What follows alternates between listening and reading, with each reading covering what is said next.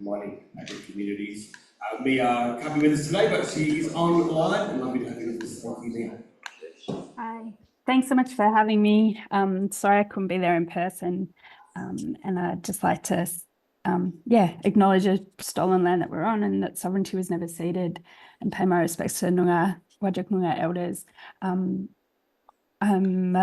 sorry that the slides didn't work earlier, and this talk is maybe something we don't really address too much in Nuclear Free WA, but I think it's really important in the context of the changes. And I think, Ian Lowe talked very wonderfully about the dual threats, the existential threats that we're facing around climate and war. And I think this is also demonstrated in the critical minerals and strategic minerals and transition minerals debates and government support and funding that we have at the moment, because we also see dual uses for some of these minerals around facilitating electric vehicles, renewable energy, but they're also some of the same minerals and metals that are used for surveillance and defence.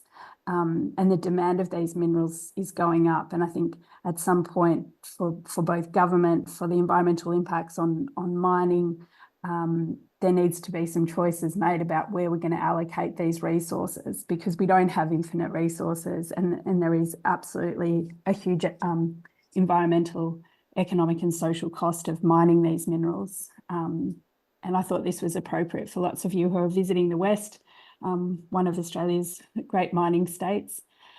Here's a breakdown of some of the minerals that are required for a tank, and I've got some other slides that show fighter jets and other military hardware. This is, I think you can see in one of them that this is research put out by sorry, I can't think of the name of the institute right now, in The Hague.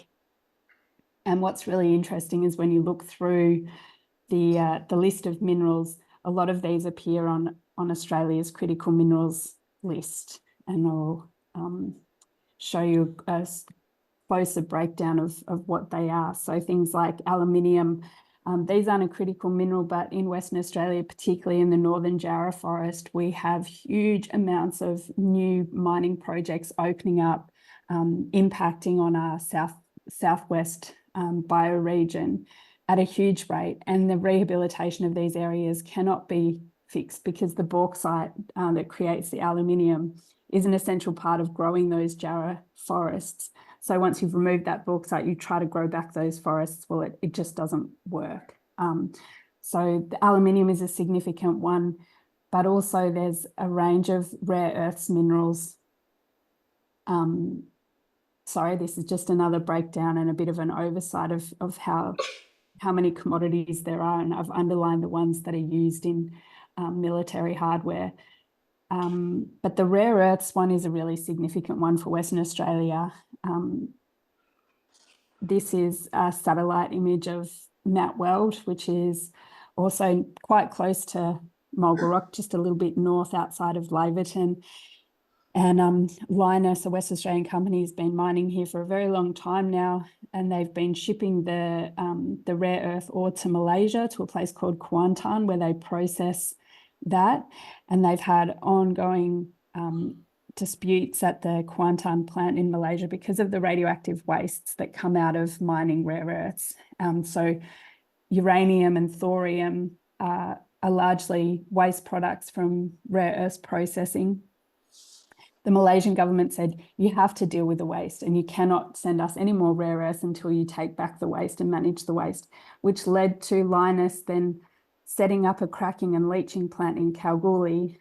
And that waste now is stored in Kalgoorlie, with long-term plans to take it back to Mount Weld and dump that waste in the pit. So the transport of waste from Laverton to Kalgoorlie is increasingly a concern. But what's also really interesting about Lynas is that they're one of the only companies outside of China that's producing rare earths, and from the mine to the actual breakdown of minerals. And it's very complicated, because you've got, over 20 minerals that are in that ore that need to be processed out in different ways. But they were awarded a contract with the US Department of Defense to establish a heavy rare earths processing facility in Texas.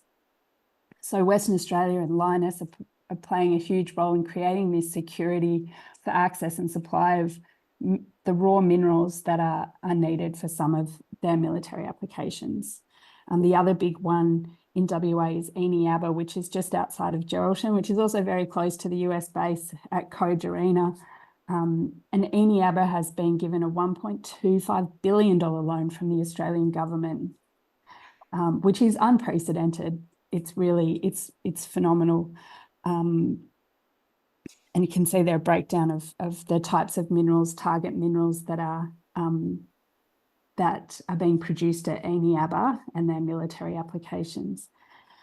So off the back of the renewable energy transition, the government has, really pushed, and I think what I could only call greenwashing of this huge financial and political support for critical minerals. And so far in Australia, that's led to $6.6 billion in loans and grants for opening up new critical minerals mines. And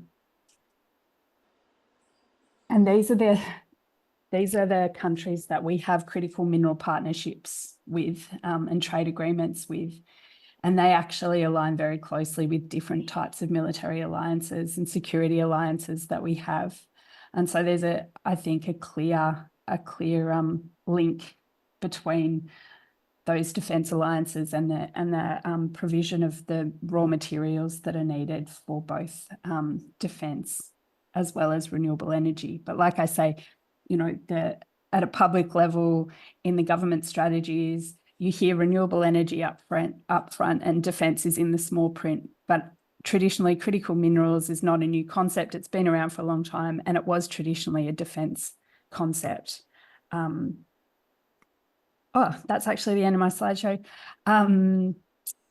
But yeah, I guess I noticed that there are quite a few academics in the room, and I wanted to sort of bring up these points because I think there's a fair bit of research that could still be done in this place. And I would just urge some academics that are interested in this to look a little bit further at that link between critical minerals mining, the government support of that, and where our raw materials are ending up. And we'd love to be part of that and see the results of that kind of research.